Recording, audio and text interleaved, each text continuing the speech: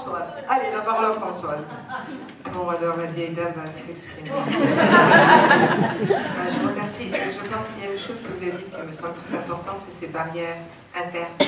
Et la décolonisation, en fait, vraiment, si on peut commencer par là, c'est vraiment déjà de se libérer de toutes les chaînes, pour utiliser cette métaphore extrêmement historiquement importante, les chaînes internes, de ne pas oser, de ne pas se sentir libre, et donc de se demander d'où ça vient et pourquoi on les a acceptés. On les a acceptés aussi parfois, bon alors évidemment on a tous les textes de Frantz Fanon, d'Aimé Césaire ou d'autres depuis, de Bell Hooks, d'Angela Davis, d'autres personnes, sur cette question de sortir justement de ces injonctions, de ces interdits qui ont été assimilés. Et ça, la décolonisation, c'est beaucoup ça. C'est beaucoup ça. Ça ne peut pas se faire seul, il faut le faire avec d'autres. Ça se fait en partie seul, il y a beaucoup de choses qu'on peut faire seul, à lire, de s'intéresser, de ne rien s'interdire. Mais il faut déjà avoir franchi, surmonter ces interdits. Et puis il y a quand même pas mal de travail à faire collectivement. Pour nous, si vous voulez, la question on était, les personnes qui ont commencé, on était, nous, politisés, si on peut dire. C'est-à-dire on est toutes plus ou moins des militants, pas nécessairement des militants politiques, mais aussi des militants culturels. C'est-à-dire ayant questionné la discipline dans laquelle nous étions, je mets tout au féminin, il y a quand même quelques hommes dans le collectif, excusez-moi, mais enfin ça va changer un peu. C'est que pour une fois, le masculin va pas l'emporter sur le féminin. Et voilà, c'est juste pendant 2 secondes. Hein. Et on était donc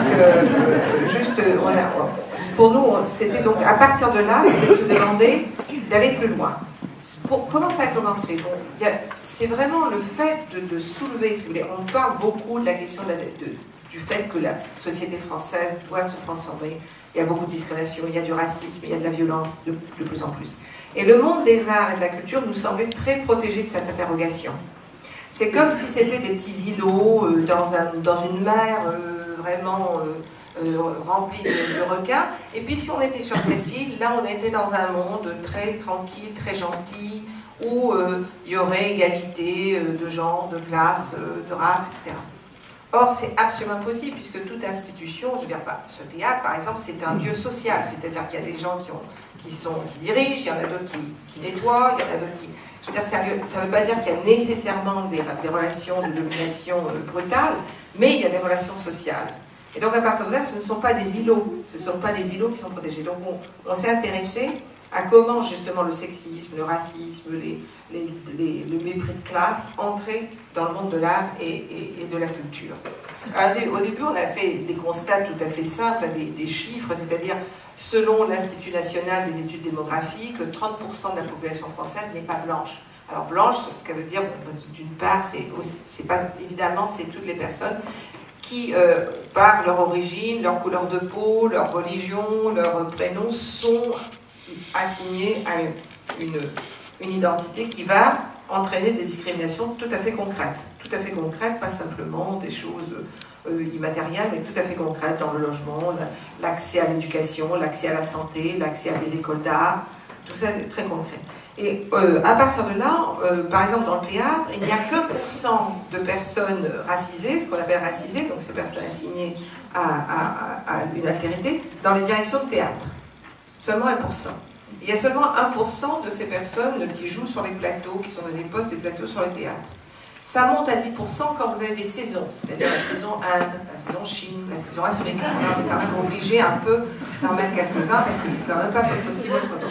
Donc ça, c'était déjà pareil dans les musées. Toutes les directions des musées sont tenues par des hommes, déjà énormément, et puis des hommes blancs. Par contre, dès que vous regardez les personnes qui sont les vigiles, qui gardent, vous allez voir des personnes racisées, ou si vous regardez des personnes... Donc, les postes où vous trouvez ces personnes sont dans le ménage ou la garde, je sais pas comment, oui, garde. Donc, en partant de ce constat, en partant du fait aussi de témoignages qu'on avait recueillis, des assignations pour les acteurs et les actrices, mais aussi dans la musique, aussi dans la danse, hein, c'était pas simplement dans le théâtre ou dans le cinéma, qui était qu'il n'y avait pas du tout de liberté, ni dans la formation, Il y a ce fameux film d'Alice Diop qui s'appelle Danton, là, qui est La mort de Danton, qui est ce jeune homme noir de quartier populaire qui a vu le film avec Depardieu et qui veut jouer Danton une fois, qui réussit à entrer dans une école de théâtre et qui veut donc jouer Danton, et on lui dit mais tu ne peux pas jouer Danton, c'est pas possible. Tu ne peux pas jouer Danton. C'est même pas sur la scène que ça se passe, c'est déjà au moment de la formation, au moment de la question de comment devenir un artiste, qu'on lui dit tu ne pourras pas devenir cet artiste. Donc pour nous, c'était aussi de s'intéresser à la question de la formation, comment ça se passait dans les écoles, comment ça se passait même aussi déjà, quel était l'enseignement artistique qui se passait dans les écoles. Comment déjà, dès le départ, ces interdits étaient mis en place, si vous voulez. Et donc, comment on allait pouvoir les franchir. Donc, pour nous, l'institution artistique et culturelle n'était pas neutre du tout. Il y avait donc des relations de pouvoir, il y avait du sexisme, il y avait du racisme, il y avait ça reposait. C'était aussi de se dire que la richesse qui avait permis à la France de disposer de tant d'institutions culturelles et artistiques, cette richesse, elle avait reposé aussi sur l'exploitation de colonies, l'exploitation coloniale partout, et que ça lui avait apporté cette richesse qui lui permettait. Et alors, évidemment, après, il y avait aussi à la fois les luttes en France qui avaient demandé qu'il y ait plus de théâtre public, des médiathèques, des choses comme ça. Mais il y avait aussi, cette richesse était possible. Par exemple, si on regarde que ce soit les colonies de l'ancien empire colonial, où les musées étaient en fait des musées coloniaux, ou qu'on regarde ensuite les territoires qu'on appelait français d'outre-mer, je mets plusieurs guillemets à ça, les institutions culturelles et artistiques sont arrivées très tard. Parce qu'ils n'étaient pas, on ne pensait pas que ces gens avaient une culture, quoi que ce soit, ou n'avaient quelque chose à dire, et deux, on ne pensait pas que la culture était intéressante pour ces personnes. Donc il n'y avait rien. Donc pour nous, c'était aussi comment cette cartographie de la culture et des institutions culturelles, où elles étaient, qui était là-dedans. C'était pas simplement donc de regarder qui était le directeur, quelles étaient les programmations. On avait pensé d'ailleurs faire un label Saison Blanche, et qu'on aurait donné ce label à plusieurs institutions culturelles, bon, Saison Blanche, signifiant ce que vous pensez. Bon. Et alors, on s'est intéressé aussi à la question de l'économie de la culture, c'est-à-dire comment c'est financé, qui reçoit des financements, quels sont les projets qui sont acceptés. On avait eu beaucoup de témoignages des gens qui participent aux travaux du CNC, du Centre National du Cinéma, et on voit vraiment ce qui passe, ce qui est accepté, mais c'est pareil dans d'autres organismes nationaux. Donc on a vu, si vous voulez, qu'il y avait aussi ce qui permettait, ce qui était autorisé, ce qui allait recevoir, pas seulement autorisé, pas recevoir simplement une production financière, mais être valorisé, être soutenu, être après dans la diffusion de la production. C'est aussi, pour nous, évidemment, il est extrêmement important d'expliquer ce qu'on comprend par colonisation, décolonisation, colonialité. On a très souvent des retours, pas seulement dans décoloniser les arts, hein, mais parce que j'interviens très souvent autour de la question coloniale, de me dire que c'est terminé, que je parle de la colonisation et que je parle du passé, et que donc c'est terminé. Pourquoi je parle toujours de ce passé? Aujourd'hui, ça n'est plus comme ça, il n'y a plus de colonie. Donc on peut parler de racisme, mais même pas de colonie, pas de colonisation.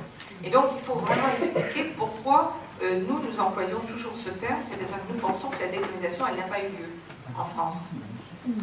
Que les pays qui appartenaient, les peuples qui étaient dans l'empire colonial se sont libérés du colonialisme français, oui. Et que ces peuples entreprennent leur décolonisation comme ils l'entendent, ça les regarde. C'est pas aux Français d'aller dire aux Algériens ce qu'il faut faire, ni aux Sénégalais, ni aux Malgaches, ni aux Vietnamiens. Par contre, la société française, elle ne s'est jamais décolonisée. Elle ne s'est jamais confrontée à la manière dont elle avait été pénétrée par le colonialisme.